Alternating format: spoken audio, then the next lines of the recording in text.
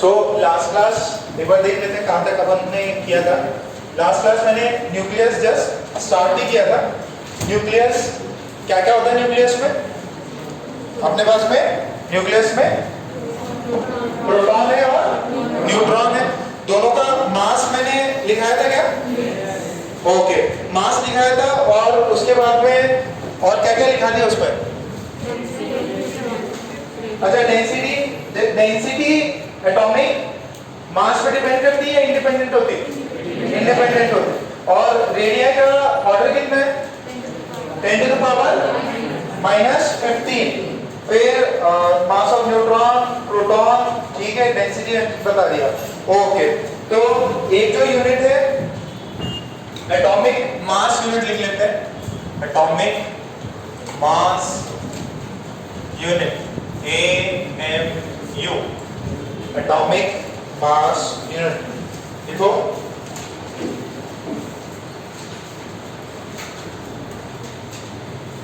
Atomic mass unit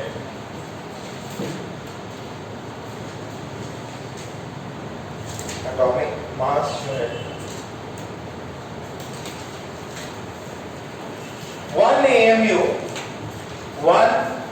AMU is equals to 1/12 of the mass of one atom of carbon 12.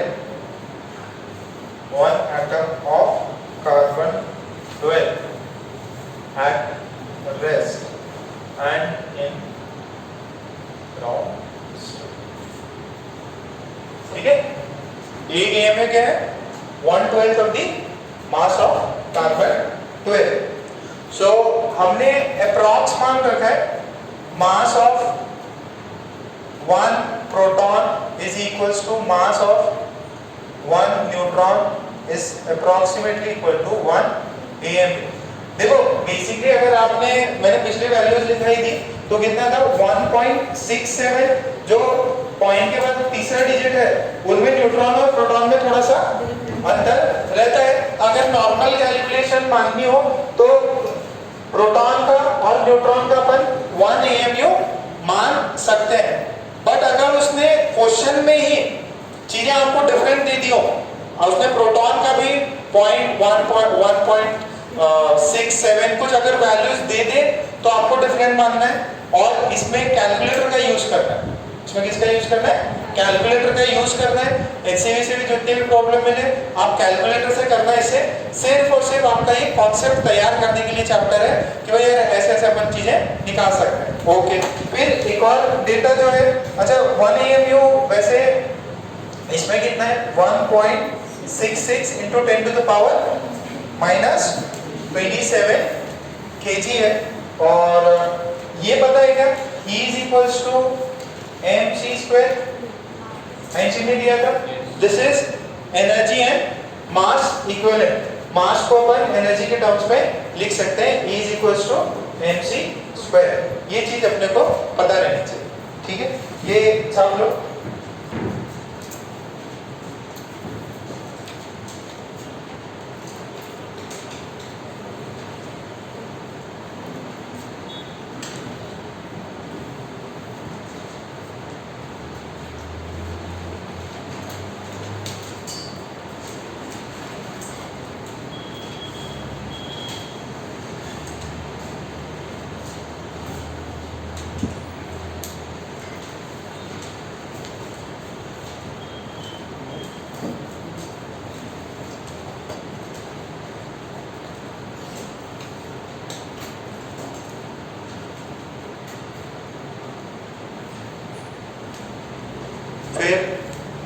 Question लिख लो। Find the energy equivalent of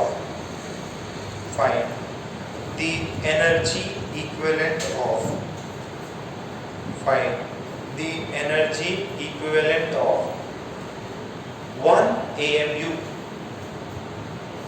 Find the energy equivalent of 1 AMU। एक AMU अगर पूरी तरह से energy में convert होता है तो वो कितनी एनर्जी होगी? तो एकदम simple equals to mg square होता है। जी हम मास कितना लिख लेंगे 1 AMU into c square. 1 AMU कितना होता है 1.67 into 10 to the power minus 27 kg और c कितना होगा 3 का square into 10 to the power 8 का स्क्वायर कितना हो जाएगा 16 हो जाएगा। ठीक है, अब इसको मल्टीप्लाई कर लो, ये 9 है, ये 1.67 है, देखो कितना होता है, कैलकुलेटर निकाल लो, कोई दिक्कत नहीं।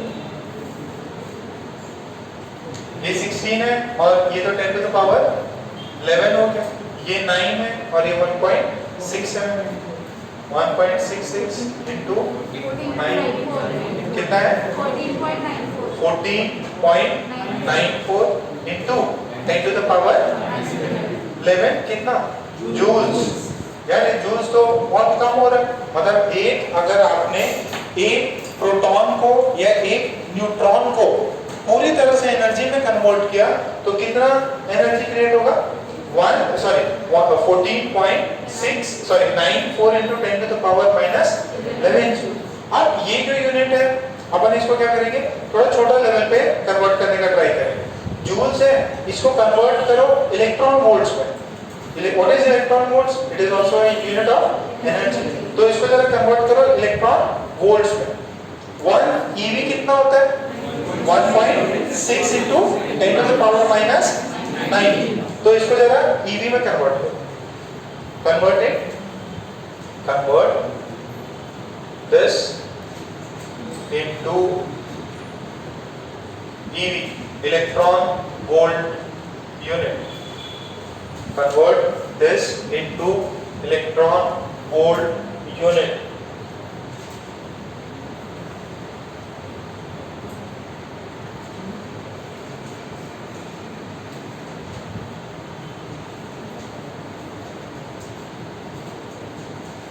Convert this into electron volt unit।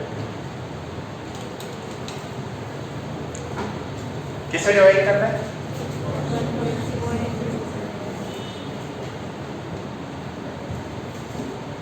divided by 1.6 into 10 to the power minus 90। ये EV में कन्वर्ट हो जाएगा। अच्छा ये कितना बचेगा ऊपर गया तो 7 हो जाएगा क्या 8 10 to the power 8 हो जाएगा और ये कितना 14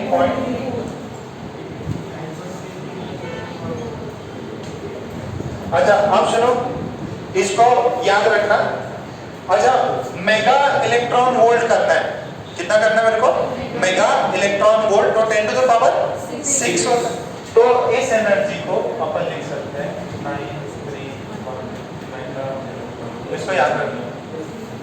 जब एक पूरा न्यूट्रॉन या प्रोटॉन या सिंपली 1 AMU मास अगर एनर्जी में कन्वर्ट होता है तो कितना क्रिएट होगा 931 मेगा इलेक्ट्रॉन वोल्ट्स, इतना अमाउंट ऑफ एनर्जी में कन्वर्ट होगा। जो इलेक्ट्रॉन वोल्ट बहुत छोटे जो लेवल पे आते हैं उसके लिए एनर्जी है। तो 1 AMU is equal to 1 AMU। ये मैटर है, इसको अगर मैं किस में कन्वर्ट करूं एनर्जी में तो ये अप्रॉक्स इतना आएगा। दिस इज मैटर और ये है आपका एनर्जी, ये है मैटर और ये है एनर्जी। इतना मैटर जो है उसमें कन्वर्ट होगा तो वो एनर्जी में कन्वर्ट हो जाएगा। ठीक है, या इतनी एनर्जी अगर कंडेंस हो जाती है तो मास में भी कन्वर्ट हो सकती है। ठीक है, बट अपन जनरली करेंगे जो भी अपने न्यूक्लियर रिएक्शंस ये सब होंगे उनमें मास गायब होता है और कन्वर्ट किसमें हो जाता है एनर्जी में कन्वर्ट होता है। ओके, तो अब ये तो हमने एक प्रोटॉन एक न्यूट्रॉन को देखा। अगर मैं आपसे कहूं कि मुझे 1 मोल ऑफ हाइड्रोजन ही मान लो, ठीक है 1 मोल जो है 1 मोल पूरा न्यूक्लियस पूरे 1 मोल न्यूट्रॉन्स है, उनको मुझे एनर्जी में कन्वर्ट करना है। ये तो एक एटम से वो एक सिंगल न्यूट्रॉन प्रोटॉन से। तो अगर हाइड्रोजन में क्या होता है सिंगली एक प्रोटॉन होता है। ठीक है, मान लो सिर्फ प्रोटॉन है, इलेक्ट्रॉन हटा दिया। अगर 1 मोल में 1 मोल अगर न्यूट्रॉन जो है वो पूरी तरह से एनर्जी में कन्वर्ट होगा तो कितना जूल्स होगा। फाइन, कुछ निकाल सकते हो, देखो फाइन ईवी को कुछ लिख सकते थे क्या अपन? ईवी को कुछ लिख सकते, 1 ईवी कितना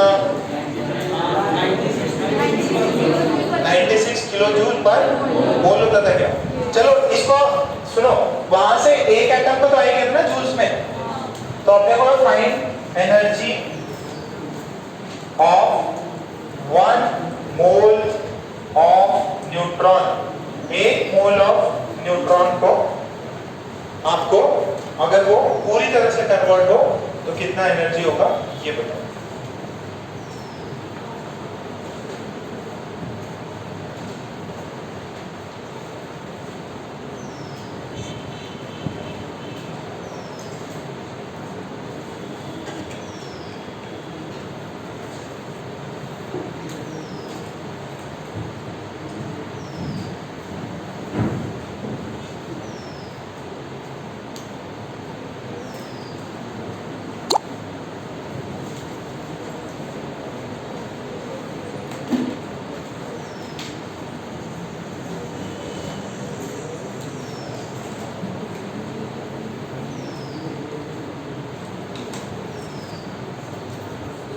कन्वर्ट करो, आंसर मिल जाएगा।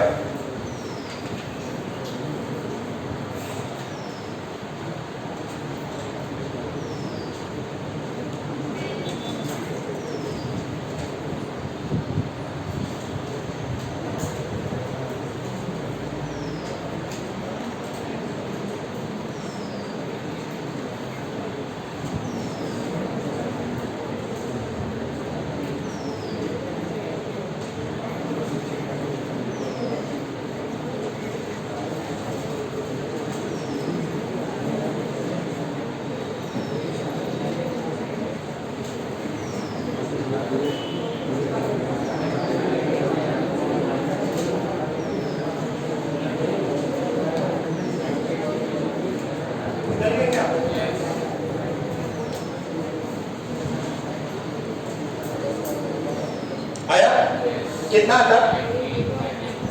8 पॉइंट, चलो देखते हैं कितना आता है।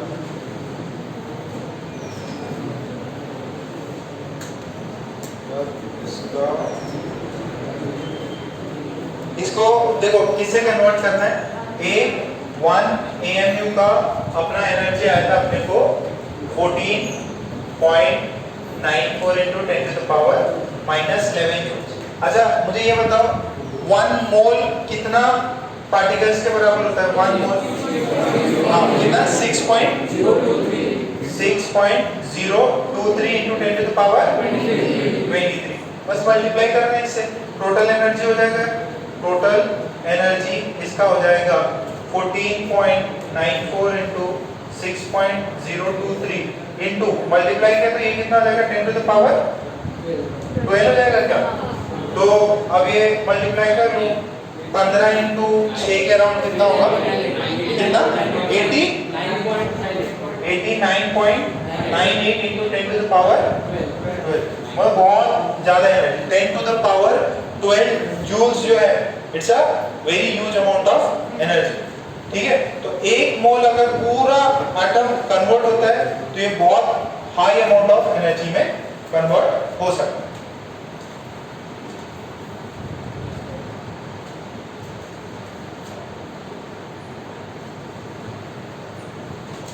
देखो सही बताऊं तो बहुत ज़्यादा अच्छा नहीं लग रहा है, क्योंकि जैसे मेंस का रिजल्ट है नो डाउट, प्रैक्टिकल चीज़ें तो यही है, सिलेक्शन कम ही होता है। मेंस में ज़्यादा बच्चों के हुए 60 से ऊपर बंदों ने एडवांस के लिए क्वालिफाई किया। कई बच्चों को 20-25% बच्चों को अपने को NIT IIIT मिल रहा, तो वो चीज़ खुशी थी क्योंकि अपने मेजॉरिटी बच्चे कवर हो रहे थे। अब इसके अंदर है कि यार जो 2-3 बच्चों का नहीं हुआ है उसे थोड़ा सा दुख भी यार उनका हो जाना चाहिए था।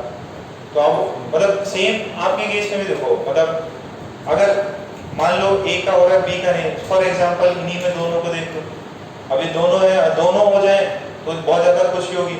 इनमें से एक भी छूट जाए तो उस वाले के सिलेक्शन से ज़्यादा जिसका नहीं हो उसके लिए ज़्यादा दुख होगा। पूरा और सोनी में देख लो, दोनों ही दोस्त हैं, सोनी का उदय पूरा पर नहीं रहे तो भी बहुत ज़्यादा दुख लगेगा, दोनों का ही हो ज़्यादा खुशी है।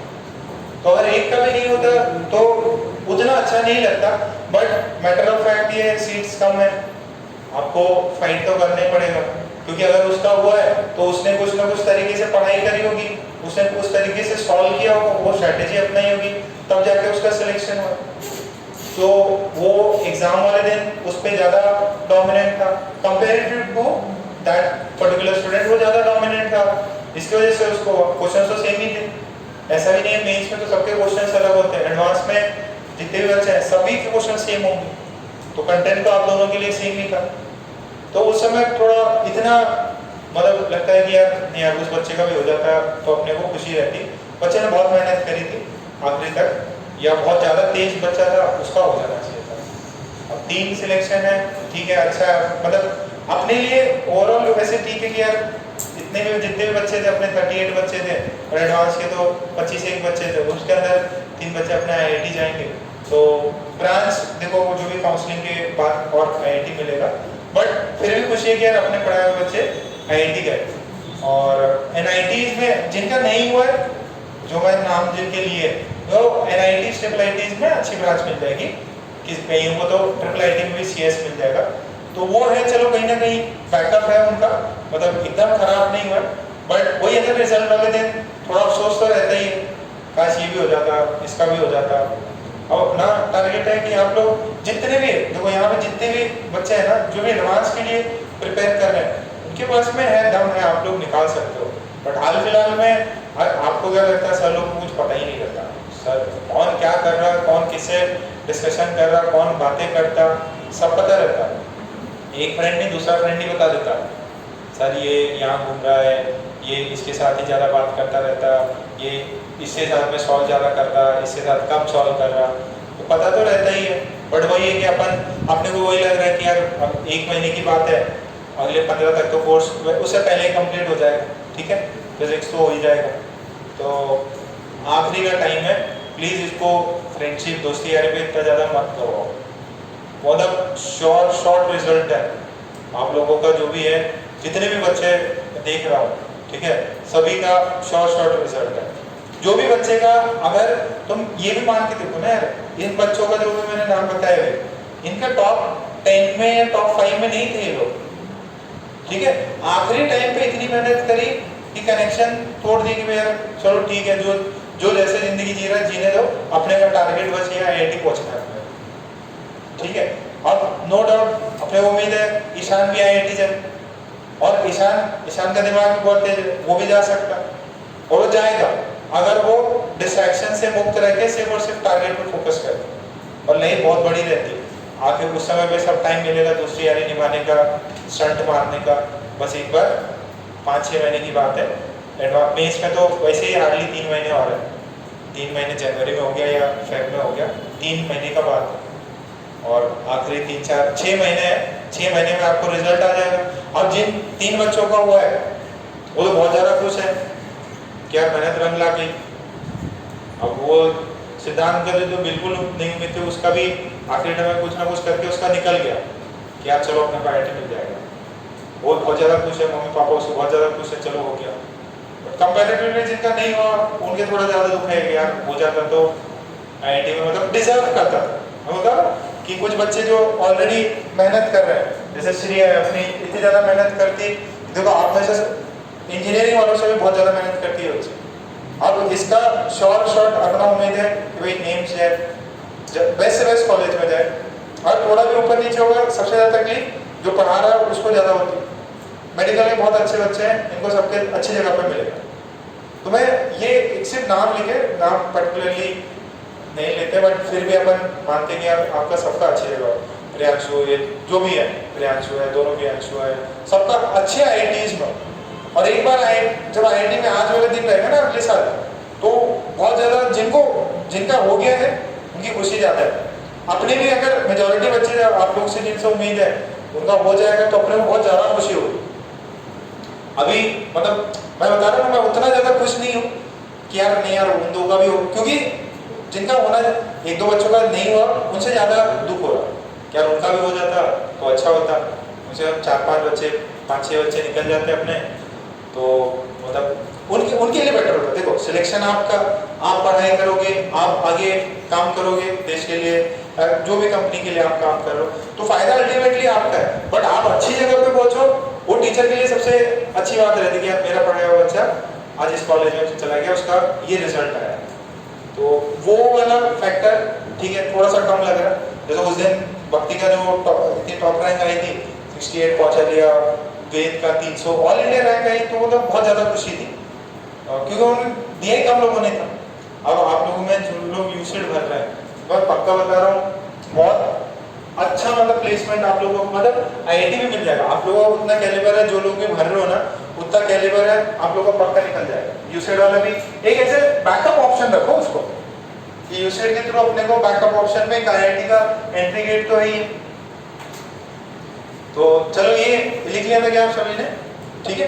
थोड़ा सिंसियर हो, ज्यादा भी नहीं है, अगर एक महीना ज्यादा बड़ा लग रहा तो 4 हफ्ते करके रखो, 4 हफ्ते की बात है, ये हफ्ता खत्म हो रहा है उसके बाद 4 हफ्ते और 4 हफ्ते पढ़ाई करनी, मतलब नई चीजें पढ़नी, फिर तो रिवीजन ही करना। तो ये चीज हुई। अच्छा अब एक चीज देखो, बाइंडिंग एनर्जी क्या होती है। अपन ने वैसे तो बहुत सारी एनर्जी कर रखी है, आयनाइजेशन एनर्जी, ये सब वो सब बहुत ज्यादा कर रखा है, अपने थर्मो में बहुत पढ़ रखा है। बट ये क्या है, न्यूक्लियर लेवल पे binding energy is at nuclear level. अच्छा न्यूक्लियस में कौन दो लोग होते हैं, neutrons and protons, neutrons and proton. Proton का चार्ज क्या है, प्लस ही, न्यूट्रॉन का चार्ज 0 चार्जलेस होता है, और वो पॉजिटिव चार्ज होता है। तो जब मेरे पास में एक न्यूक्लियस है, ठीक है, इसको न्यूक्लियॉन भी बोलते हैं ना, न्यूक्लियॉन में 2 पार्टिकल्स होते हैं, तो इसके अंदर N P P N N ये सब है, न्यूट्रॉन प्रोटॉन, ठीक है, इक्वल नंबर्स में होते हैं जनरली, ठीक है, स्मॉलर आइटम्स के लिए। बाद में जैसे जैसे है कि किसी में न्यूट्रॉन ज्यादा, किसी में ये संख्या छोटे लेवल पे तो ठीक ठाक रहती है, बट आइसोटॉप्स और ये सब में ये जो N है उनकी संख्या बढ़ जाती है। अब क्यों बढ़ती, देखो यहाँ पे जो प्रोटॉन है क्या चार्ज है, पॉजिटिव, और इसका साइज कितना होता है 10 to the power -15 में, तो बहुत ज्यादा पास है। अगर आप बहुत ज्यादा पास लिया हो तो देखो फोर्स क्या होता है, electrostatic force K Q1 Q2 that is Q² upon R का स्क्वायर, तो ये 10 to the power -15 में, ठीक है, और ये जब ऊपर जाएगा तो ये +30 तक पहुंचेगा। अब ये जो है डिस्टेंस इनके बीच में इतनी कम है, तो क्या होगा, रिपल्शन ज्यादा, और फिर न्यूट्रॉन न्यूट्रॉन वो अलग, न्यूक्लियर फोर्सेस अलग लगते हैं, ताकि ये इलेक्ट्रोस्टैटिक फोर्सेस को क्या कर सके, वो जो छोटे लेवल पे लगते हैं न्यूक्लियर फोर्सेस, बहुत छोटे लेवल पे लगते हैं, बहुत स्मॉल डिस्टेंस पे, भले यहाँ पे एक सेकंड ना, 2-3 बच्चों का जिनका रह गया, उनके आप लोगों का रह गया ना, ऊपर ट्राई करके मिल जाए, तो एक सेकंड ये देखो, यहाँ पे अपने पास में क्या है, ये जो फोर्स बहुत ज्यादा है, इसको ओवरकम करने के लिए न्यूक्लियर फोर्सेस ये सब आते हैं, प्लस दूसरा क्या रहता कि यहाँ पे न्यूट्रल चार्जेस भी इन बिटवीन आते हैं, तो थोड़ा सा डिस्टेंस जो है बढ़ जाता है। अरे एक प्रोटॉन और इसके बीच में न्यूट्रॉन आ गया तो थोड़ा डिस्टेंस वैसे बढ़ सकता है, और एक्स्ट्रा न्यूट्रॉन्स एडेड होते हैं ताकि न्यूक्लियस को स्टेबल कर सके। देखो over the period of time क्या होता है, प्रोटॉन का नंबर बढ़ते जाएगा, बट न्यूट्रॉन्स क्या होते हैं, ज्यादा मात्रा में होते हैं। क्यों होते हैं, ताकि वो जो रिपल्सिव फोर्सेस है, अब वो रिपल्सिव फोर्सेस दो के बीच में थोड़ी है, सभी के बीच में, सभी के इन बिटवीन है। तो यहाँ पे न्यूक्लियर फोर्सेस अलग टाइप के फोर्स होते हैं, उसकी भी आप एक बार रीडिंग मान लेना, बहुत अच्छे से एक्सप्लेन किया है। अच्छा अब जो अपन बाइंडिंग एनर्जी बताना चाह रहे हैं वो कुछ डिफरेंट है। वो क्या बोलता है कि यार जब मुझे इस न्यूक्लियस को कॉन्स्टिट्यूएंट्स न्यूट्रॉन प्रोटॉन्स इन सब में अगर मैं तोड़ूं तो मुझे कुछ एनर्जी देनी पड़ेगी। वो एनर्जी क्या है, बाइंडिंग एनर्जी। वो क्या है, बाइंडिंग एनर्जी। या मैं न्यूट्रॉन प्रोटॉन न्यूट्रॉन इन सबको जब इकट्ठा करता हूं और न्यूक्लियस बनाता हूं, तब क्या होता है, तब कुछ एनर्जी रिलीज होती है। This energy has to be given, ये एब्जॉर्ब हो और ये क्या होगी, रिलीज होगी। तो अब ये एनर्जी कहां से आ रही है, क्यों आ रही है, जैसे होता है ना दो रिएक्टेंट मिले, कुछ प्रोडक्ट बन रहा, एनर्जी रिलीज हो रही। अब इनमें क्या होता है, इनमें कौन सी एनर्जी है सर, ये तो पहले भी न्यूट्रॉन प्रोटॉन थे और अब भी न्यूट्रॉन प्रोटॉन है और बस न्यूक्लियस में इकट्ठा हुआ। बेसिकली होता क्या है, इनका जो इंडिविजुअल मास होता है, इन सबका इंडिविजुअल मास जो है ये ज्यादा है कंपेयर टू इसके। देखो इसका कुछ मास होगा, इसका मास प्रोडक्ट बोल, इसका मास रिएक्टेंट बोल, तो किसका मास ज्यादा होता है, मास ऑफ रिएक्टेंट ज्यादा होता है compare to mass of product, ठीक है, या मास ऑफ इंडिविजुअल प्रोटॉन और न्यूट्रॉन ज्यादा होता है कंपेयर टू उसके न्यूक्लियस के। तो वो मास कहां गया, वो एनर्जी में कन्वर्ट हुआ। कौन सी एनर्जी में, बाइंडिंग एनर्जी में, और उसका वो यहां मास कम हुआ, वो किस में कन्वर्ट हुआ, एनर्जी में। किसकी इक्वेशन से, bye Einstein's equation, E = mc²। तो ये जो बाइंडिंग एनर्जी होती है, बाइंडिंग एनर्जी जो होती है, एक सेकंड पहले मास डिफेक्ट बता देता हूं। मास डिफेक्ट क्या होता है, क्या है, it is observe that mass of nucleus is less than mass of constituent particles। Mass of constituent particle से न्यूक्लियस का कम होता है, ठीक है। और एक टर्म आता है मास डिफेक्ट। क्या टर्म आता है, मास डिफेक्ट। मास डिफेक्ट क्या होगा, जो इंडिविजुअल का मास है माइनस जो न्यूक्लियस का मास है, कितना होगा, मास ऑफ इंडिविजुअल पार्टिकल्स या जो भी आपके न्यूक्लियॉन्स है, nucleons minus mass of nucleus.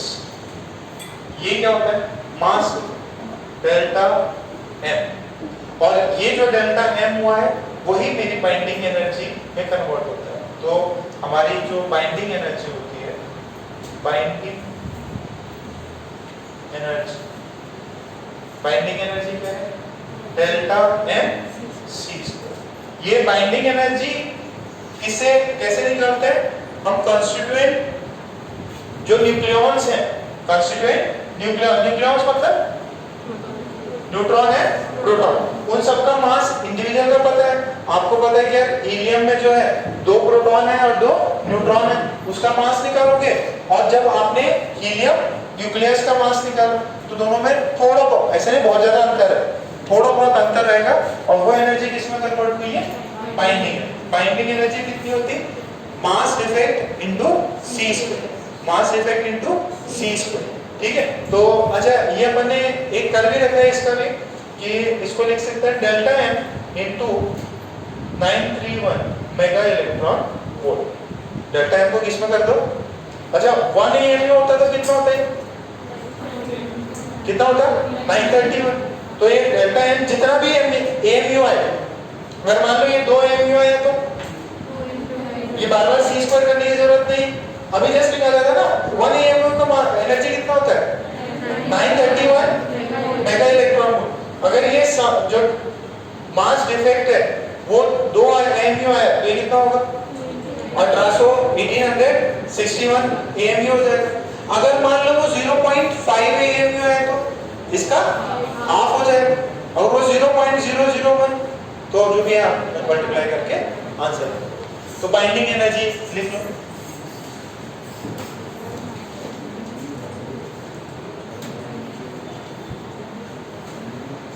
ये बाइंडिंग एनर्जी यहां से रिलीज होगी। छापो आराम से।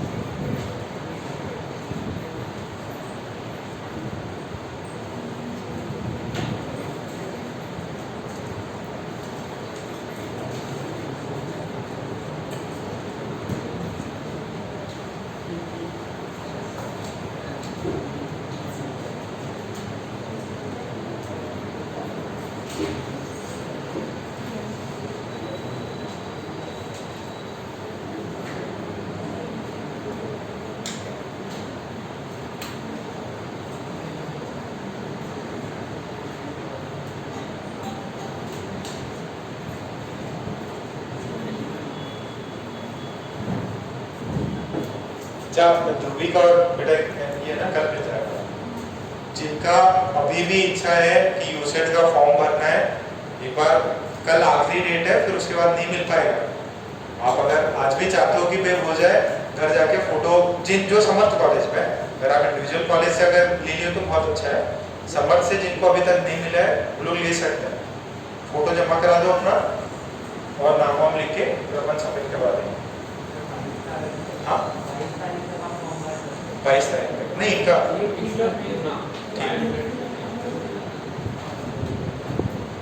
कल फिर संडे, परसों संडे आ जाएगा, आज कॉलेज बंद है।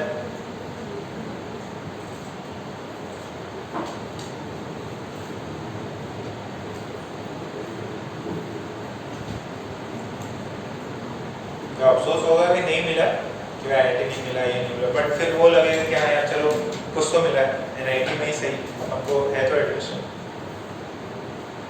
तो ये यूसेट भी क्या है, एक बैकअप प्लान बना रहा है। हुआ तो सही, नहीं हुआ तो भी कोई दिक्कत, दूसरे तो एग्जाम दे ही रहे। अगर दूसरे एग्जाम में नहीं हुआ तो अपने पास एक सेफ ऑप्शन रहेगा।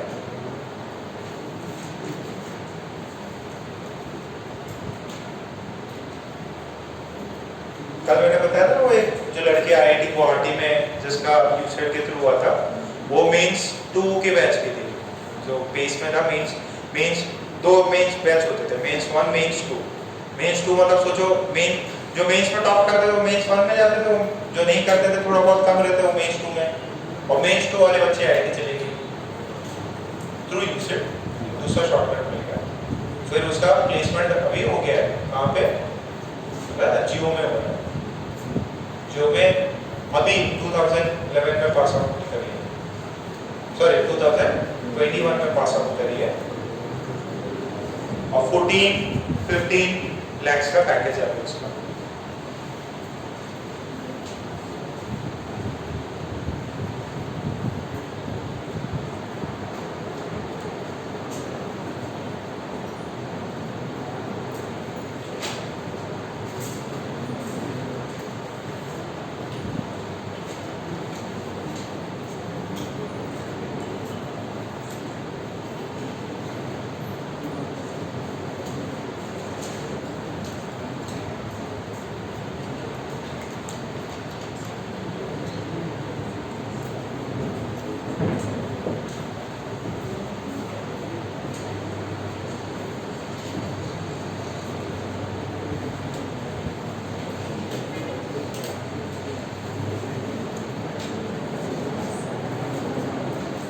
लिखाइए, सबने छाप लिया, फिर 2-3 पॉइंट्स लिख लो।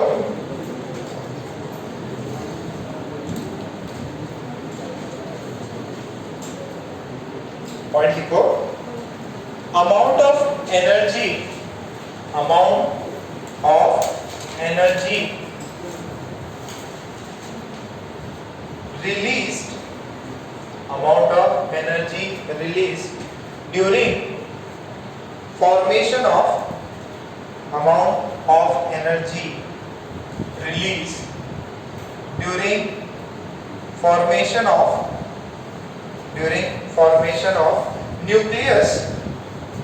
released during formation of nucleus by its constituent particles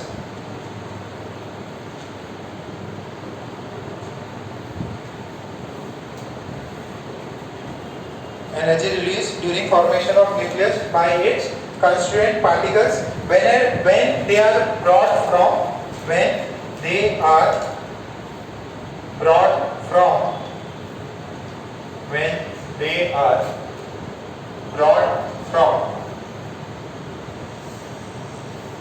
infinity, then when they are brought from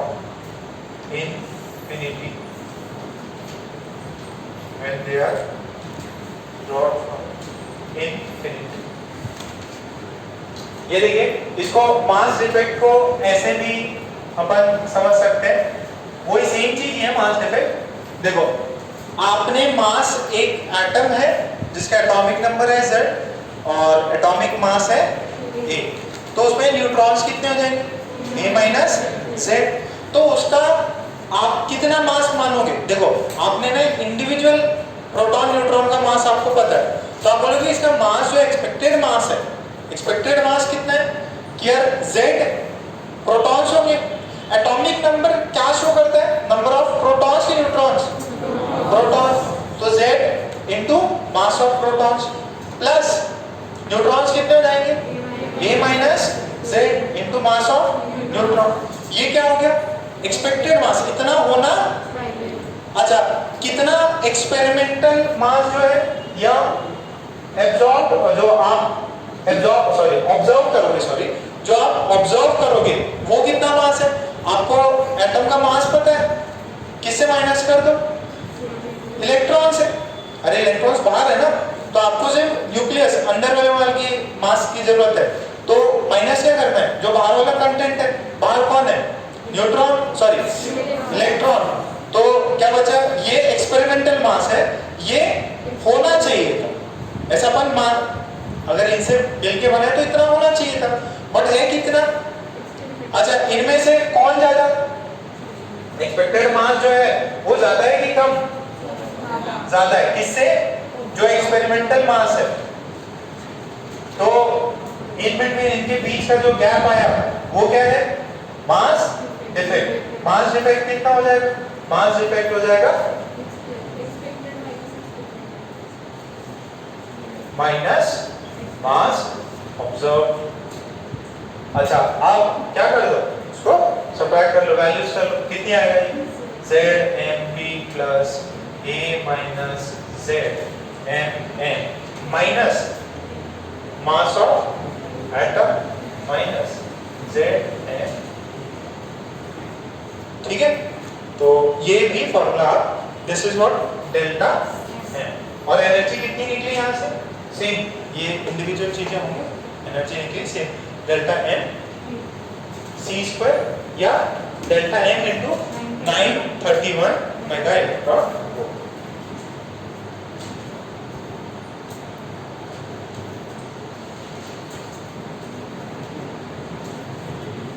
ये चीज भी लिख लीजिए।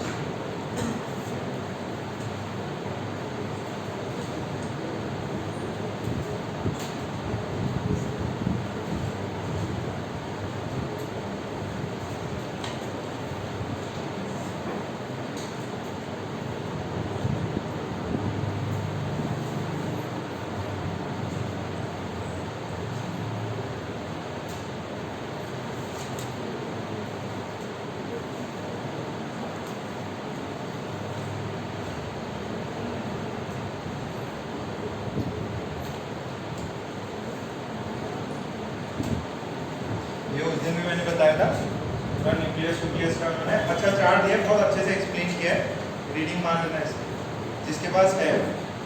फिर सेम मैं भी यहाँ वाले कंटेंट बता रहा हूँ आपको, पूरा एकदम एग्जैक्टली पूरा थ्योरी है। न्यूक्लियस में ये फोर्सेस है, इनमें ये फोर्सेस लगता, कुछ ग्राफ बने हुए हैं, रेडियो एक्टिव डीके है। चलो ठीक है, ये आखिरी पार्ट है इसका, ये चैप्टर का ये लास्ट पार्ट है। एकदम पूरा न्यूक्लियर फिजन और फ्यूजन की पूरी थ्योरी दे रखी है, अच्छे से रीड कर लेना इसको। और न्यूक्लियर रिएक्टर्स के भी डायग्राम बना रखे इन्होंने, प्योर थ्योरी बेस्ड चैप्टर है। आपको अगर कॉन्सेप्ट चमक गए तो इजी लगेगा। यहां तक हुआ तो कुछ पे स्टेटमेंट्स नोट करके स्टेटमेंट लिखो। बाइंडिंग एनर्जी जब न्यूक्लियस बनता है तब क्या होती है, रिलीज होती है। अच्छा, ये एनर्जी कैसे रिलीज हुई? ड्यू टू मास इफेक्ट, ठीक है। अच्छा, जब न्यूक्लियस को अपने को कांस्टेंट पार्टिकल्स में तोड़ना होगा तो कितनी एनर्जी देनी है? बाइंडिंग एनर्जी जितनी एनर्जी देनी है, ठीक है। सो अब उसके अंदर एक पॉइंट करके लिख लो, note.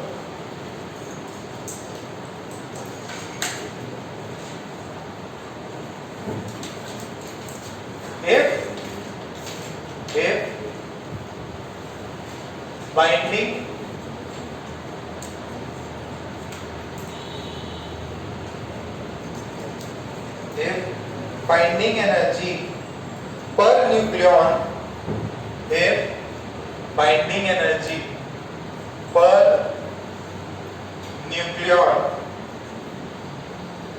is more, if binding energy per nucleon is more, then is more for a nucleus, is more for a nucleus, then that nucleus is more stable, then that nucleus is more stable. क्या बोला? Binding energy per nucleon, binding energy नहीं, binding energy per nucleon जिसकी ज्यादा है वो क्या होगा? ज्यादा स्टेबल। सर न्यूक्लियन मतलब, अब यहाँ पे चलो एक एग्जांपल से अपन समझते हैं। ये P है, Q है, R है, ठीक है, तीन ऐसा हाइपोथेटिकल अपने को डेटा दिया। बोले इसकी बाइंडिंग एनर्जी कितनी है? बॉन्ड एनर्जी नहीं, यहाँ पे क्या बात करें अपन? बाइंडिंग एनर्जी है, बॉन्ड नहीं बना रहे, बाइंडिंग एनर्जी है। This is binding energy. और इसका बाइंडिंग एनर्जी कितना है? 100। इसका कितना? 60। इसका कितना? 66। तो आपको बोले सबसे स्टेबल कौन है? आप 100, 66 ये नहीं देखोगे, आप क्या देखोगे? बाइंडिंग एनर्जी पर न्यूक्लियन, मतलब कितने लोगों ने एनर्जी निकाली है। अच्छा, 2 लोग मिल रहे हैं और एनर्जी निकल रही है 10, और 3-4 लोग मिल रहे हैं, 4 न्यूट्रॉन प्रोटॉन मिल रहे हैं और एनर्जी निकल रही है 15। 2 लोग मिलके कितनी एनर्जी निकाल रहे हैं? 10। 4 लोग मिलके कितनी निकाल रहे हैं? 15। तो ज्यादा स्टेबल कौन हुआ? जिसने 2 लोगों ने 10 निकाली हो। तो एक बंदे ने कितनी निकाली वहां पे? 5। दूसरे वाले केस में 4 पॉइंट समथिंग, 4 से थोड़ा सा कम। तो इसके अंदर अपन क्या निकालेंगे? फर्स्ट इसके अंदर अगर स्टेबिलिटी कंपेयर करानी है किसकी? न्यूक्लियस की। किसकी स्टेबिलिटी? न्यूक्लियस की। ये डेटा कैसे है? हाइपोथेटिकल। ये डेटा कैसे है? हाइपोथेटिकल है। तो अब ये आप क्या निकालोगे? Binding energy per nucleon. तो इसमें कितनी हो जाएगी? P में 100/10। इसमें कितनी हो जाएगी? 60/5। इसमें कितनी होगी? 66/6। ये कितना हुआ? 10। इसकी कितनी है? 12। इसकी कितनी है? 11। तो सबसे ज्यादा स्टेबल कौन? स्टेबल कौन? न्यूक्लियस। सबसे ज्यादा न्यूक्लियस किसका स्टेबल है? जिसने सबसे ज्यादा एनर्जी पर न्यूक्लियन निकाली होगी। तो स्टेबिलिटी ऑर्डर में सबसे ज्यादा Q स्टेबल, फिर कौन स्टेबल? R, फिर कौन स्टेबल? यानी P लीस्ट स्टेबल हो गया। सर बट उसकी तो एनर्जी 100 थी। नहीं, बट कितने लोगों ने निकाला? 10। ये 5 लोगों ने कितना निकाला है? 60।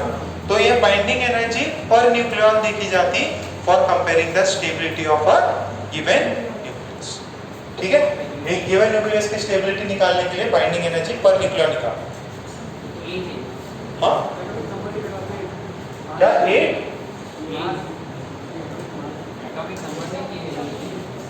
एटॉमिक मास, एटॉमिक मास, ठीक है। This is atomic mass. वो एटॉमिक नंबर तो Z से होता, ठीक है। This is atomic mass. Nucleon मतलब कौन आ गया?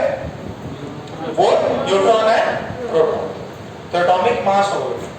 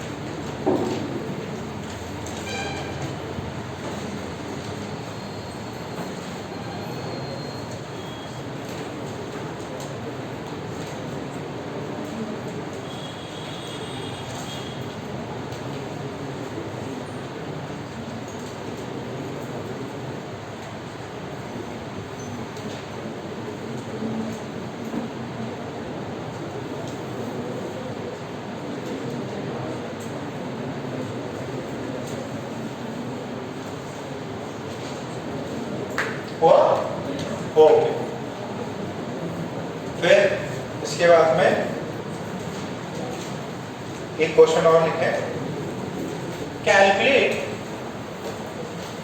ये क्वेश्चन सिर्फ प्रैक्टिस कराने के लिए है ना, आपको किस रेंज में आंसर आएगा ये पता रहना चाहिए। Calculate the binding energy of, calculate the binding energy of alpha atom, calculate the binding energy of alpha particle if mass of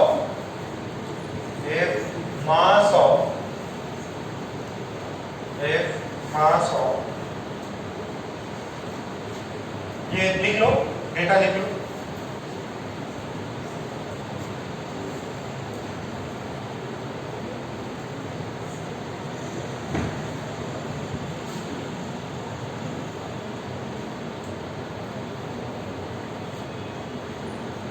आपको सब कुछ दिया है।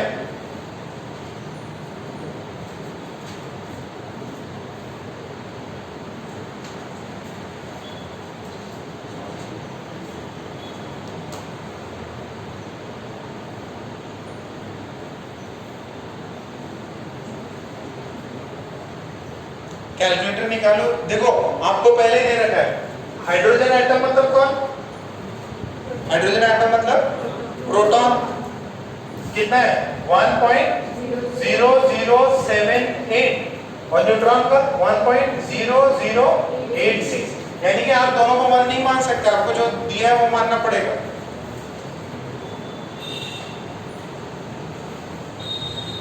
हाइड्रोजन एटम भी दिया हुआ है, न्यूट्रॉन का मास दिया हुआ है, हीलियम आपको पूछा है, क्या पूछा था आपको, find binding energy, find binding energy of alpha particle, alpha particle की क्या बाइंडिंग एनर्जी, ये सबसे इजी चैप्टर है, सबसे इजी, 5वां दिन है, खत्म होने जा रहा,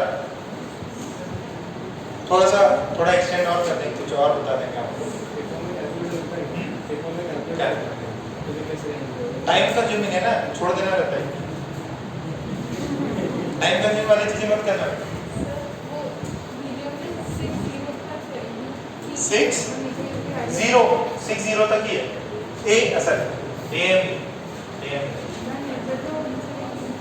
बाकी लोग कितने यूनिट्स के दिए, 6 तक दिए ना, इसके कितने हैं, यार ये इतना ही था 0026, इसको सॉल्व करके जरा ट्राई कर लेंगे घर पे, है ना। किसकी, ये AMU, अरे U मतलब AMU, ठीक है, 1 AMU 1 U लिख दिया मैंने, तो ये कितना हो जाएगा, binding energy is equals to delta M into C square, तो वो तो अपने को पता ही है वो कितना होगा, delta M into 931 mega electron volt.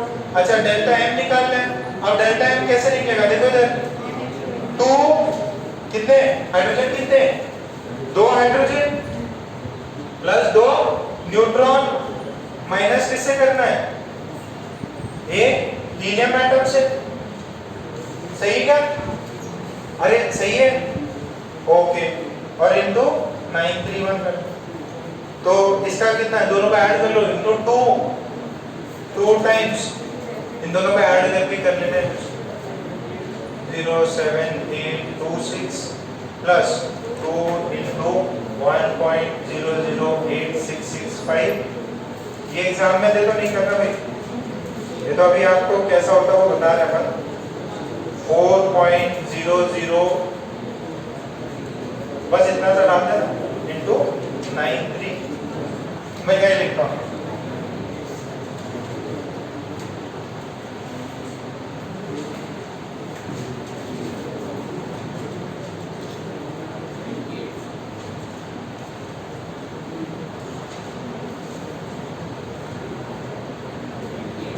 कितना आ रहा है, 28 आ रहा है, वेरी गुड, शाबाश। बाइंडिंग एनर्जी आएगा 21 पॉइंट कुछ समथिंग है, 21 8.28 मेगा इलेक्ट्रॉन। लिख लो, है वो सवाल, एमसीक्यू का सवाल, एमसीक्यू में है कैलकुलेशन आपको समझाने के लिए कि भैया बाइंडिंग एनर्जी कितनी होगी, कितनी ये एक्चुअल डेटा कितनी हो जाएगी बेटा 28। ये टोटल है या पर न्यूक्लियन है? टोटल है, ये टोटल है। पर न्यूक्लियन कितना होगा, किससे डिवाइड करना पड़ेगा? एटॉमिक मास से डिवाइड। कितना एटॉमिक मास हीलियम का? 4 से डिवाइड। हाँ क्या क्या यहाँ पे जो वैल्यू दी है वही लेनी है, जो इन्होंने क्वेश्चन में देगा वही वैल्यूज आपको लेनी है।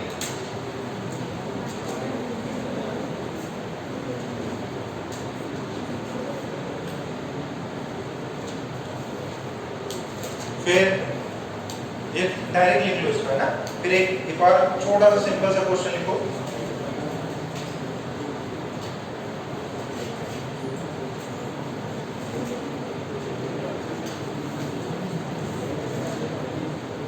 A nuclear reaction, हाँ नया क्वेश्चन है। A nuclear reaction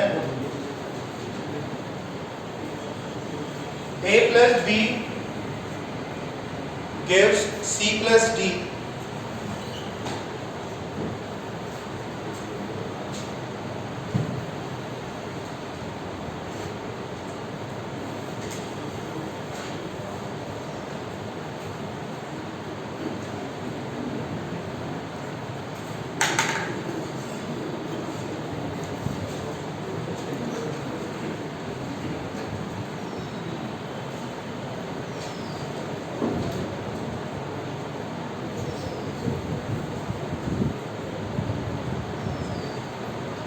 चार ऑप्शंस है,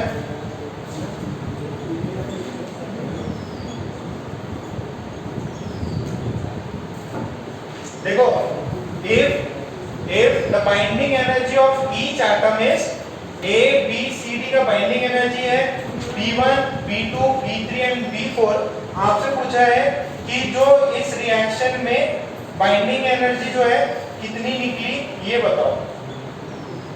इस रिएक्शन में बाइंडिंग एनर्जी कितनी निकली ये बता।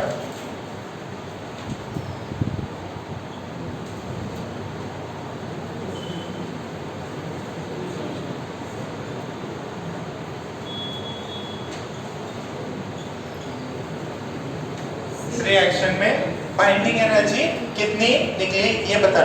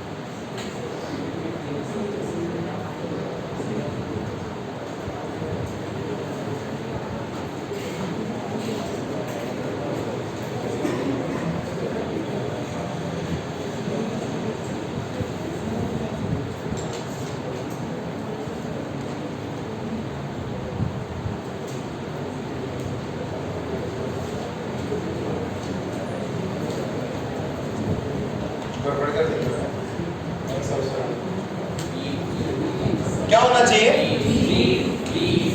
बॉम्बे की कलकत्ता? बॉम्बे। देखो हर एक एटम का बाइंडिंग एनर्जी कितना है? अच्छा ओवरऑल सुनो, ओवरऑल एनर्जी यहाँ पे रिलीज हो रही है, ठीक है? तो कौन सा साइड में एनर्जी ज्यादा होगी? कौन सी साइड होगी? लेफ्ट की तरफ ज्यादा होगी, राइट की तरफ, लेफ्ट की तरफ? हाँ लेफ्ट की तरफ। तो रिलीज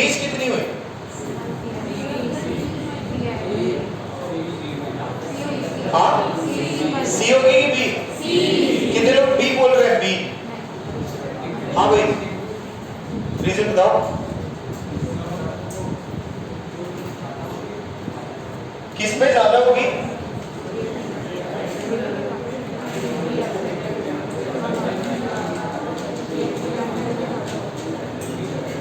अरे नहीं चमक रहा। बॉम्बे,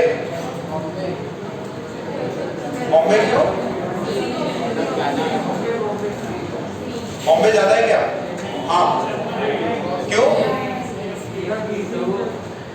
हाँ बताओ, तुम बताओ सुनी। सी और डी के केस में रिलीज हो रही, ठीक है।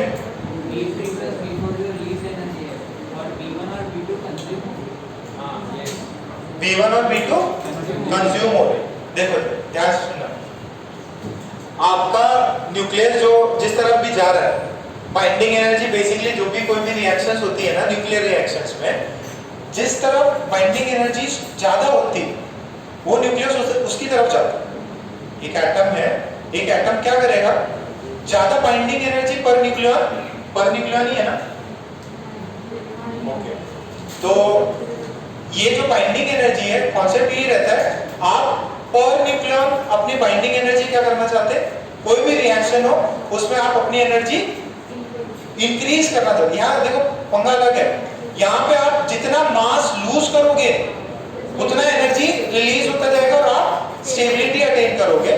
तो जितना ज्यादा आपका स्टेबिलिटी होगा, जितना ज्यादा बाइंडिंग एनर्जी होगा उतना ज्यादा स्टेबिलिटी होगा।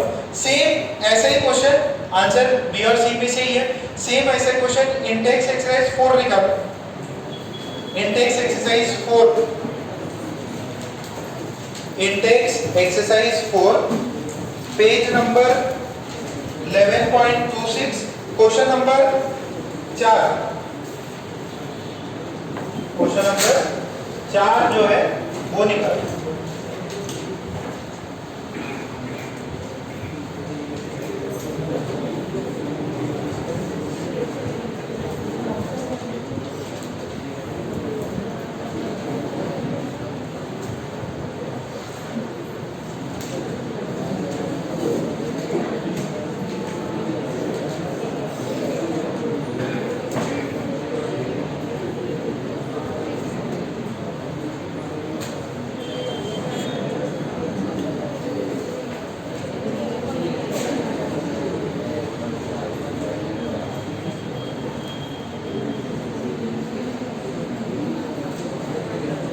अरे देख कुछ मिला क्या उसमें? देखो आपका सिस्टम जो है हायर बाइंडिंग एनर्जी की तरफ जाएगा। आपका सिस्टम क्या है करेगा, हायर बाइंडिंग की तरफ जाएगा। बाइंडिंग एनर्जी जो रिलीज होगी, इस एक्स्ट्रा जो मास इफेक्ट आएगा, इसका आंसर जो है वो बॉम्बे। इसका आंसर क्या है? बॉम्बे। डिफरेंस निकालना है। देखो ये 10 से यहाँ पे होगा 12, ठीक है, और यहाँ पे मान लो 25 है, तो ये मान लो फॉर एग्जांपल 30 हो जाए, ठीक है। एटम्स जो है कहाँ की तरफ जाएंगे, ज्यादा बाइंडिंग एनर्जी की तरफ जाएंगे। ये कन्वर्जन में इतना मतलब इतना लूज किया तो उसकी बाइंडिंग एनर्जी क्या हो गई, 10 से हो गई 12। कितना लूज किया बाइंडिंग एनर्जी? 2, ठीक है। तो 10 माइनस 10 और इसमें कितना है, 30 में कन्वर्ट हुआ, ठीक है। तो कितना लूज किया? हाँ, एब्जॉर्ब नहीं होगा, रिलीज होगा। एक क्वेश्चन और इसका ज्यादा बाइंड, देखो यहाँ पे थोड़ा सा पंगा है, बाइंडिंग एनर्जी क्या बढ़ती है, स्टेबल होगा तो बढ़ेगी, बट पोटेंशियल एनर्जी क्या होती थी, कम होती थी। बाइंडिंग एनर्जी क्या होनी चाहिए, ज्यादा होनी चाहिए। जितनी ज्यादा होगी उतना ज्यादा सिस्टम स्टेबल होगा। इसका आंसर बी है। तो एक क्वेश्चन और लिखो, एक क्वेश्चन और लिखो, इससे आपको क्लियर हो जाएगा।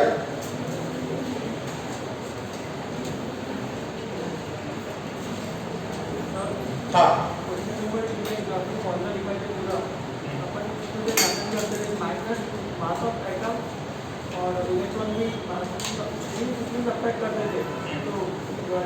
उस वाले में नहीं कर रहे, मास ऑफ इलेक्ट्रॉन नहीं कर रहे। देखो इसके अंदर ये जरूर, इसके अंदर उन्होंने और कुछ दिया नहीं था, मास ऑफ इलेक्ट्रॉन दिया नहीं था, एक तो वो रीजन है। प्लस इसमें ये देखा कि यार इसमें पूरा एटम दे दिया, तो 2 इलेक्ट्रॉन इन्होंने यहाँ पे भी मान रखे होंगे। 2 इलेक्ट्रॉन, पूरे 4 इलेक्ट्रॉन ही माने, 2 इलेक्ट्रॉन यहाँ पे भी इन्होंने मान रखे। हाँ एटम आ गया, उसके अंदर इलेक्ट्रॉन को नहीं कंसिडर किया है। अल्फा में इलेक्ट्रॉन रहते हैं ना, और वो तो एक ही का मास है। क्या अल्फा में इलेक्ट्रॉन्स नहीं रहते ना, और वो तो हीलियम का नहीं, यहाँ देखो वो वाले में मैंने उसमें एक्चुअल फॉर्मूला तो इलेक्ट्रॉन से भी सब्ट्रैक्ट करने पड़ेगा, सिर्फ न्यूक्लियस। बट इस गिवन प्रॉब्लम में आपको अनलेस और अनटिल इलेक्ट्रॉन्स के बारे में कुछ दे ही नहीं ना, तो इलेक्ट्रॉन्स कंसीडर नहीं करें। आपको देखो ये भी दिया, ये भी दिया और ये भी दिया, जो गिवन डेटा है उसी के अकॉर्डिंग करो। इसके अंदर इलेक्ट्रॉन्स को कंसीडर करने की जरूरत नहीं है। अगर डेटा में नहीं दिया, अगर डेटा में दे देता तो फिर मैं इलेक्ट्रॉन्स को ही मानता इसमें। ये डेटा के बेसिस पे है। डेटा में इलेक्ट्रॉन्स के बारे में कुछ नहीं दिया तो अपन इलेक्ट्रॉन्स को कंसीडर नहीं करते। एक और क्वेश्चन लिखो।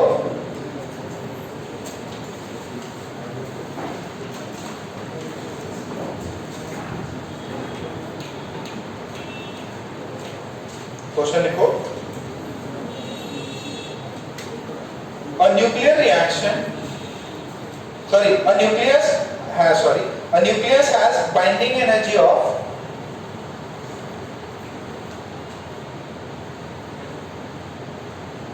a nucleus has binding energy of 100 mega electron volt. Nucleus has binding energy of 100 mega electron volt. Full stop. If it releases 10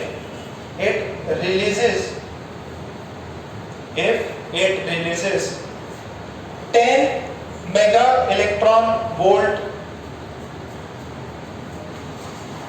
if it releases 10 mega electron volt energy further,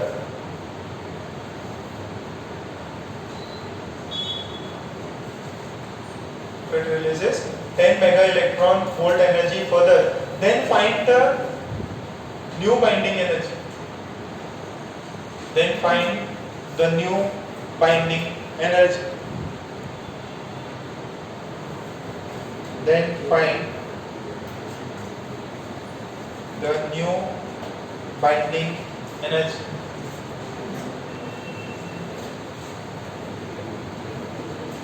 Then find the new binding energy.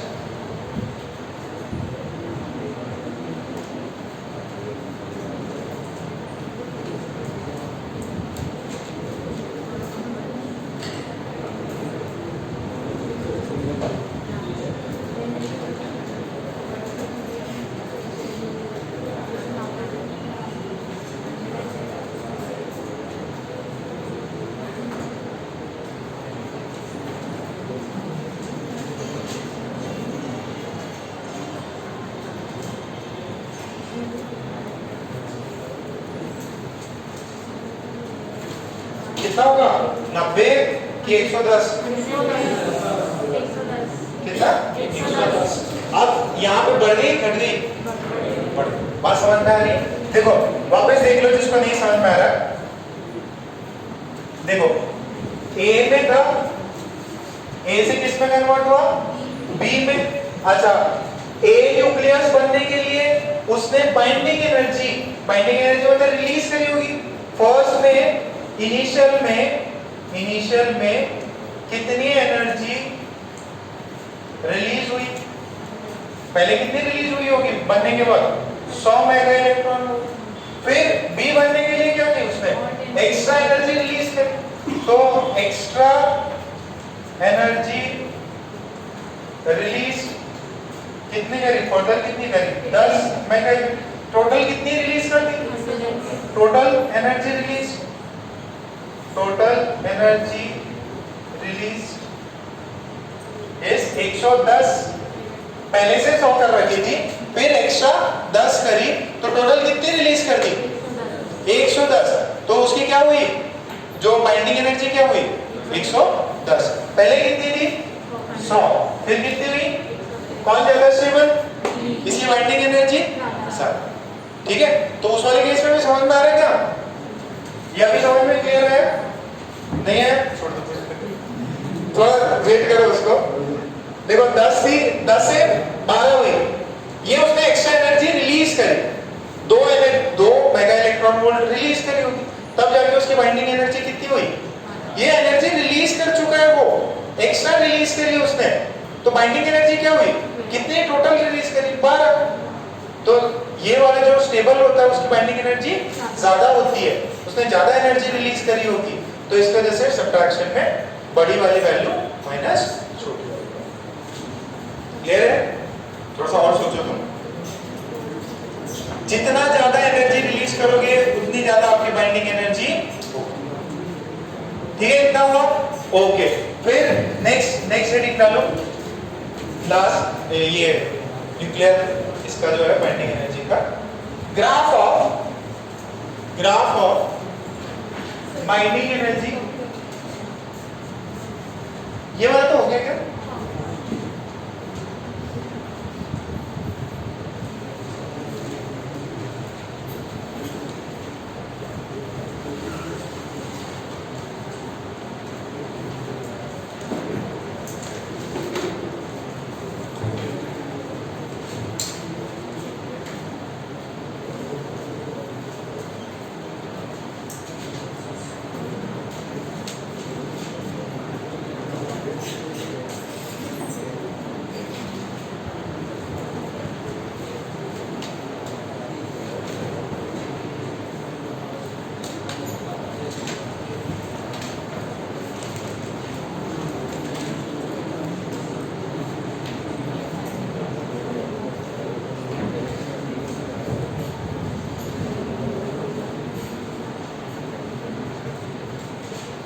लिखिए होता वो वाला लिखिए। अच्छा, अब सुनो, ये graph देख लो। देखो ये जो ग्राफ है वो क्या है, बाइंडिंग एनर्जी पर न्यूक्लियॉन का, बाइंडिंग एनर्जी पर न्यूक्लियॉन। यहाँ पे क्या कर रहे हैं अपन, ए ले रहे हैं, न्यूक्लियॉन ले रहे हैं। What is nucleon? Atomic mass. तो आपने धीरे धीरे किया तो देखो क्या हो रहा है, धीरे धीरे आपका मास, सॉरी, जैसे जैसे मास बढ़ रहा है बाइंडिंग एनर्जी पर न्यूक्लियॉन बढ़ता जा रहा है। अगर बढ़ता जा रहा है तो स्टेबिलिटी क्या होगी, बढ़ेगी। तो यहाँ पे जितना हेवी आपका न्यूक्लियस होते जा रहा है उसकी बाइंडिंग एनर्जी पर न्यूक्लियॉन बढ़ती जा रही है। वो जो न्यूक्लियस बना है वो कैसे बना है, स्टेबल। जितना कम होगा उतना अनस्टेबल। फिर उसके बाद क्या होगा, जैसे जैसे एटॉमिक नंबर बढ़ता जाएगा बाइंडिंग एनर्जी क्या होती है, कम होती जाती है, कम होती जाती है। बाइंडिंग एनर्जी पर न्यूक्लियॉन कम होती जाती है, यानी इनका न्यूक्लियस क्या है, अनस्टेबल। इनका न्यूक्लियस क्या है, बीच में स्टेबल। ये रीजन में स्टेबिलिटी आती है। अच्छा, मैंने एक चीज यहाँ पे नहीं बताई, यहाँ पे ये कंटिन्यूअस ग्राफ नहीं होता है, दिस इज डिसकंटिन्यूअस। डिसकंटिन्यूअस मतलब आप जब हाइड्रोजन की देखोगे, हीलियम, लिथियम, तो वो एक्चुअल में ना जिगजैग पैटर्न है, ऊपर जा रहा है, नीचे जा रहा है, ऊपर जा रहा है, नीचे जा रहा है। ठीक है, वो मैंने यहाँ पे नहीं बनाया, आपको सिर्फ इतना कि इनकी वैल्यूज जो है इससे क्या होती है, कम। यहाँ पे एकदम ऐसे जिगजैग है, वो अपन ने नहीं बनाया, आप बुक में देख लेना। मेन समझना क्या है, इधर यहाँ पे क्या है, आयरन का क्या है, ज्यादा, यहाँ पे क्या है, न्यूक्लियस में कम। तो ये क्या करेगा, ये ज्यादा जो न्यूक्लियॉन से ज्यादा बड़ा न्यूक्लियस बनाने की ट्राई करेगा। तो ज्यादा बड़ा न्यूक्लियस कब होगा, जब दो छोटे छोटे क्या हो, कंबाइन करें। अब यहाँ पे क्या है, जैसे जैसे एटॉमिक नंबर बढ़ता जा रहा है, बहुत सारे न्यूट्रॉन, बहुत सारे प्रोटॉन हो रहे हैं, तो एनर्जी पर न्यूक्लियॉन क्या हो रही है, बाइंडिंग एनर्जी घट रही है। तो ये यहाँ पे ये लोग क्या करते हैं, ये लोग शो करते हैं फिजन। क्या रिएक्शन शो करते हैं, फिजन। क्यों? क्योंकि भारी न्यूक्लियस जो है वो अनस्टेबल है, उनकी बाइंडिंग एनर्जी पर न्यूक्लियॉन जो है वो क्या है, कम है। तो वो क्या करना चाहेंगे, स्टेबल होना चाहेंगे। स्टेबल होना चाहिए तो अपना न्यूक्लियस को क्या करना चाहिए, घटाना चाहेंगे। घटाना चाहेंगे तो वो अल्फा डीके करेंगे, कुछ और करेंगे, ठीक है। और वो अपना क्या करेंगे, ये जो है एटॉमिक मास जो है वो क्या करेंगे, धीरे धीरे कम करेंगे। जितना धीरे धीरे कम करेंगे उतना स्टेबिलिटी की तरफ जाएगा। और यहाँ पे ये लोग क्या करते हैं, ये लोग शो करते हैं फ्यूजन। फ्यूजन में क्या करते हैं, दो हाइड्रोजन हाइड्रोजन क्या करेंगे, क्लब करेंगे। यानी जब क्लब कर रहे हैं तो हीलियम में बाइंडिंग एनर्जी पर न्यूक्लियॉन क्या है, ज्यादा है कंपेयर टू हाइड्रोजन में तो एक ही रहता है। ठीक है, सो बात समझ में आ रही है क्या? यहाँ पे ये वाला क्या है, this is the reason for fusion reaction. यहाँ पे ये डिस्क्रीट वैल्यूज है बहुत सारी, मतलब this is not a straight curve but इसकी वैल्यूज क्या है, इससे कम है। सबसे ज्यादा स्टेबल न्यूक्लियस किसका, आयरन। आयरन का कितना मास होता है, ठीक है। तो सबसे स्टेबल ये है, इन बिटवीन जिगजैग ऐसा है, हर एक इंडिविजुअल एटम्स का बॉन्ड कितना बड़ा है वो आपके ग्राफ में दिया हुआ है। अच्छा, मैंने इसकी कितनी वैल्यू ली है, 8.7 मेगा इलेक्ट्रॉन वोल्ट। कभी हो सकता है आपको किसी बुक में मिले 8.78 या 8.79 या कभी बदल सकता है 8.8, तो उसके लिए घबराओ, उससे ज्यादा टेंशन मत लेना। कितना मान रखा अपन ने, 8 पॉइंट, किसका, आयरन का न्यूक्लियस सबसे स्टेबल, इधर भी अनस्टेबल। और ये एक रीजन है, ये एक रीजन, उसमें क्या होता है आपका स्टेबल रहता है, जितने भी बने वो क्या रहता है, वो थ्रेशोल्ड लेवल से कम है। यहाँ पे जो आयरन, इस वाले एक ग्राफ के बाद में, इस पर्टिकुलर एक कोई एटम के बाद में क्या होता है, उनका धीरे धीरे और कम होता जाता है, और वो न्यूक्लियस, बड़े न्यूक्लियस होते ही अनस्टेबल है। उनका काम ही क्या है, रेडियो एक्टिव जो मटेरियल्स है उनका क्या काम क्या है, वो डीके होते रहते हैं। क्यों डीके होते रहते हैं, क्योंकि उनकी बाइंडिंग एनर्जी पर न्यूक्लियन क्या है, बहुत कम। तो जब डीके होके क्या करते हैं, वो अपना ए कम करने का ट्राई करते हैं। जितना ए कम करेंगे उतना बाइंडिंग एनर्जी पर न्यूक्लियन बढ़ेगा। बढ़ेगा कैसे, वो लोग एनर्जी रिलीज करते रहते हैं, ठीक है। तो इस वजह से वो स्टेबिलिटी की तरफ जाएगा। क्या ये बात समझ में आ रही है, पहले ग्राफ बना लो इसको। ये चीज यह डिसकंटिन्यूअस होता है, बुक में देखोगे मास्टर ने गलत पढ़ा है, ठीक है, बनाया नहीं गया, पर देखिए वैसे भी याद नहीं होता हो।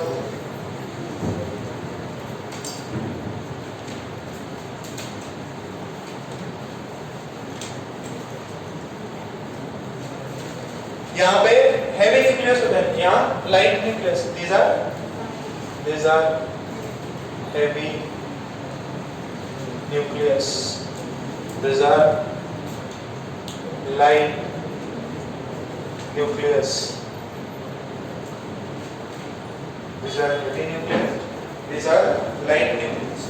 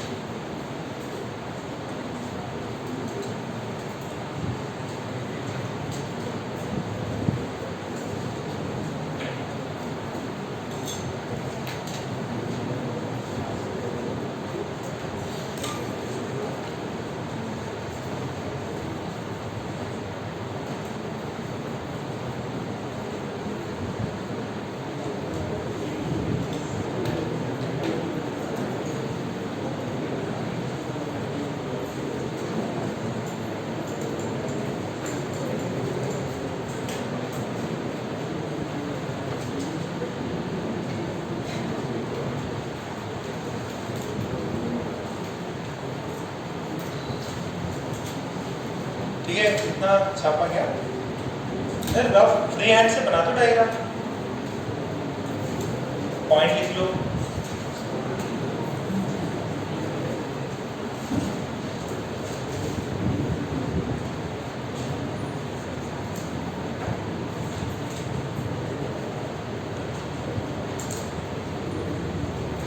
अच्छा, हाइड्रोजन और हीलियम में किसका ज्यादा होना चाहिए binding energy per nucleon? Helium, hydrogen का कम होगा, ठीक है। तो वही है, ऑड इवन वाला कुछ पंगा रहता है उसमें, लिखा दे तो पॉइंट्स लिखा दे आपको।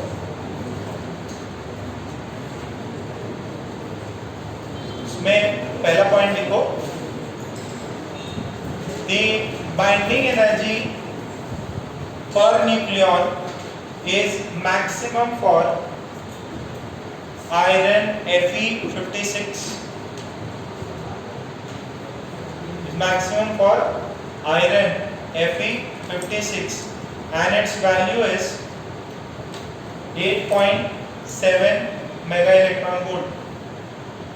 and its value is 8.7 mega electron. ठीक है, फिर लिख लो to the right of iron, to the right of iron, to the right of iron, if the atomic number is if the atomic mass is high, to the right of iron, if the atomic mass is high, then the nucleus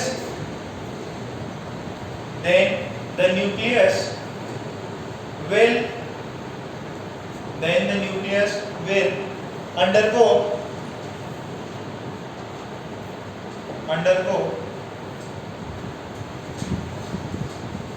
radioactivity, will undergo radioactivity process and reduce its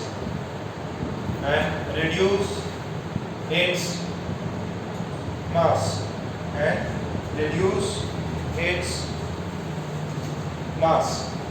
ठीक है। और ये लोग ज्यादा कौन सी reaction show कर सकते हैं? जैसे उसमें बुक्स में दिया भी है कि अबव एटॉमिक नंबर 220 बहुत ही ज्यादा अनस्टेबल होते हैं। अबव 220 जो है हाईली अनस्टेबल होते हैं, वो तो रह ही नहीं पाते, वो तो डिसइंटीग्रेट होते रहते हैं। और इससे जो पीछे वाले ये लोग क्या होते हैं, ये लोग भी अनस्टेबल होते हैं। ये लोग क्या कर सकते हैं, फ्यूजन करा के स्टेबिलिटी की तरफ जाते हैं। ठीक है, और जरा बुकलेट निकाल के उसके एक बार रीडिंग मान लो, बुकलेट निकाल के रीडिंग मान लो। उसने लिथियम हाइड्रोजन उन पे बताया मिनिमा रहता, हीलियम और इन सब पे मैक्सिमा रहता। Page number 11.18, page number 11.18, page number 11.18 दिख रहा है क्या? वो Fe56 दिया हुआ है, Fe56 पीछे देखो वो कर्व नहीं है, zigzag बना हुआ है। ठीक है, तो वो बेसिकली क्या, देखो हाइड्रोजन का कम, फिर हीलियम का ज्यादा, फिर कम किसका? लिथियम, फिर ज्यादा किसका कर दिया उसने? कार्बन, फिर नाइट्रोजन, ऑक्सीजन, फ्लोरीन, ऐसे zigzag चल रहा है। फिर बाद में क्या है, फिर कंटिन्यूअस हो गया। हाईएस्ट मैक्सिमा किसका है? आयरन 56। फिर नीचे जाएगा, रीजन ऑफ ग्रेट स्टेबिलिटी में दे रखा है, एक कुछ है ना, डॉटेड लाइंस बना रखी है। उसने बोला कि यार इसके अबव है तो स्टेबिलिटी है। अच्छा, ऐसा भी नहीं इनकी बहुत ज्यादा कम वैल्यू होती। देखो लिथियम के बाद में ये 7.6 तक तो वैसे ही पहुंच गए, 7.6 तक पहुंचे हुए ना। जरा ग्राफ देखना, वो 8.7 बना रखा है अपन ने, और वहां पे कितना है? 7.6। तो वो वाले रीजन तक उससे भी ऊपर ज्यादा स्टेबल रहते हैं। और फिर जो है उसकी थ्योरी आप पढ़ लेना है ना। लाइटर न्यूक्लियर है वो किस पे जाते हैं? न्यूक्लियर फ्यूजन में। और हेवी न्यूक्लियस होते हैं वो किस में जाते हैं? फिशन में। ठीक है, तो इसको रीड आउट कर लेना। इसमें एक पॉइंट लिख लो, एक और लिख लो, lighter nuclei will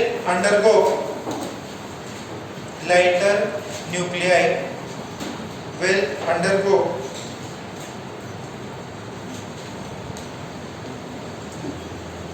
lighter nuclei will undergo fusion reaction will undergo fusion reaction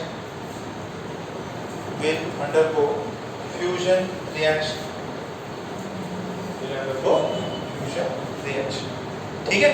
और पेज नंबर 11.23 न्यूक्लियर फिजन है क्या? नहीं, 23 पे नहीं है, उस पे आ जाओ, 24 पे, 11.24 पे। अब आपको न्यूक्लियर फिजन दिया हुआ है और बगल में दिया हुआ है फ्यूजन।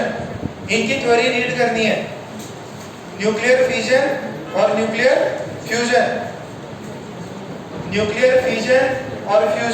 की आपको रिएक्शंस रीड कर दिए।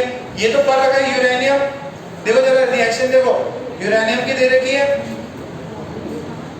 ठीक है, कितना 235, ठीक है, और कन्वर्ट हो जा रहा कितना 200 मेगा इलेक्ट्रॉन वोल्ट निकल रहा। और फिर यहाँ पे एक फ्यूजन में जो है, फ्यूजन में सॉरी, दो हाइड्रोजन्स का कुछ दे रखा होगा ना, वो वाली प्रोसेस है, आपको ये रीडिंग कर, ठीक है। अभी अपना ये भी कंप्लीट है, इसके आप इंडेक्स एक्सरसाइज सॉल्व कर सकते हैं। ये क्या कौन सी चीज है, बाइंडिंग एनर्जी से रिलेटेड।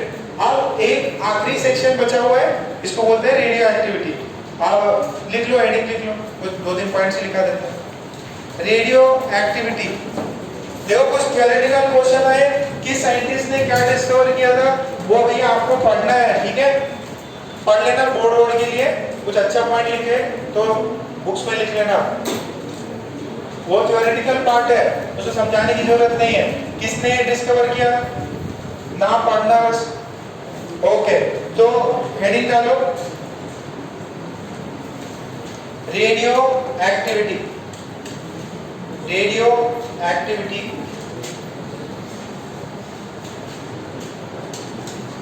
Radio activity. इसके अंदर कुछ पॉइंट्स लिख लो।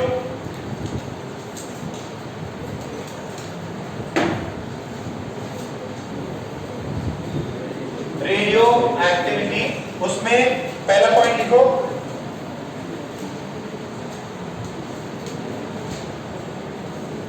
emission of spontaneous emission of spontaneous emission of spontaneous emission of alpha, beta and gamma radiation, spontaneous,